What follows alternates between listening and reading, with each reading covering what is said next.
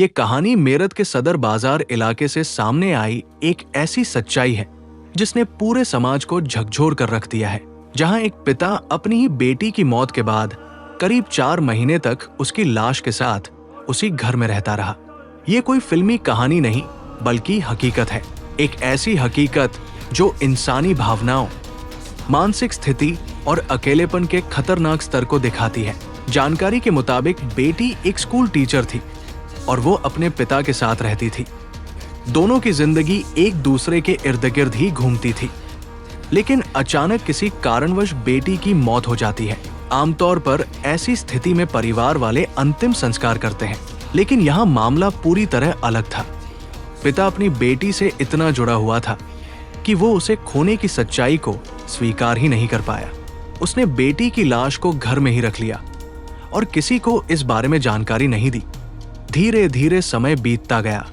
दिन हफ्तों में और हफ्ते महीनों में बदल गए, लेकिन पिता उसी भ्रम में जीता रहा कि उसकी बेटी उसके साथ है।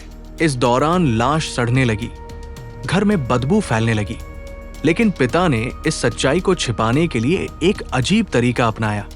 वो रोजाना लाश पर परफ्यूम और स्प्रे छिड़कता रहा ताकि बदबू बाहर न जाए। ये सिलसिला पूरे 4 महीने तक चलता रहा।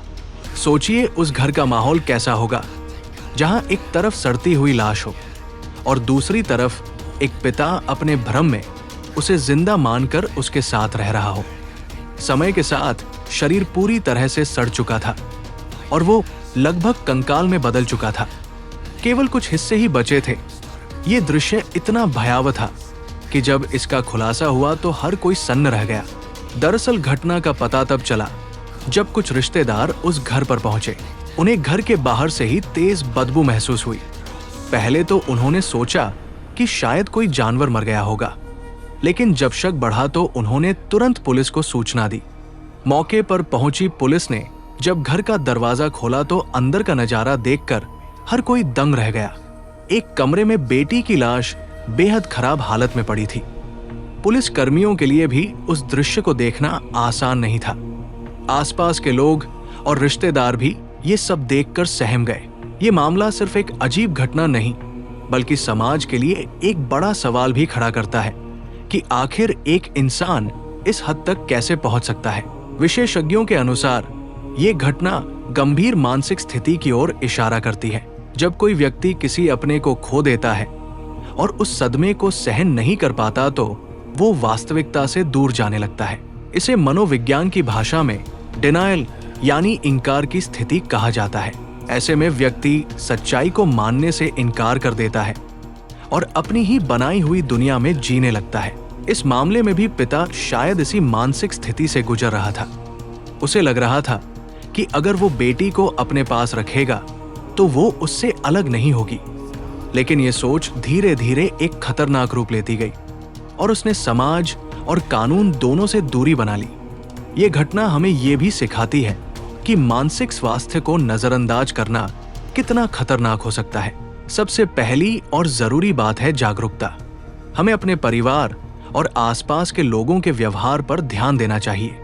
अगर कोई व्यक्ति अचानक अकेला रहने लगे, लोगों से दूरी बनाने लगे या किसी सदमे के बाद असामान्य व्यवहार करने लगे तो इसे नजरअंदाज नहीं करना चाहिए। दूसरी बात है संवाद। हमें अपने घर में ऐसा माहौल बनाना चाहिए जहां हर व्यक्ति अपनी भावनाएं खुलकर साझा कर सके। तीसरी बात है मानसिक स्वास्थ्य विशेषज्ञों की मदद लेना। अगर किसी को गंभीर सदमा लगा हो या वो सामान्य व्यवहार नहीं कर रहा हो तो उसे काउंसलिंग या थेरेपी की जरूरत हो सकती है। अगर किसी घर से लंबे समय तक कोई बाहर नहीं निकल रहा या अजीब स्थिति महसूस हो रही है तो समय रहते जानकारी लेना जरूरी है। पांचवी बात है कानून और प्रशासन की सक्रियता। ऐसे मामलों में समय समय पर निगरानी और जागरूकता अभियान चलाना जरूरी है। अंत में ये कहना गलत नहीं होगा कि ये घटना सिर्फ एक खबर नहीं बल्कि एक चेतावनी है। एक चेतावनी कि अगर हम मानसिक स्वास्थ्य को नजरअंदाज करेंगे, अगर हम अपने करीबियों के दर्द को नहीं समझेंगे तो इसके परिणाम बेहद खतरनाक हो सकते हैं।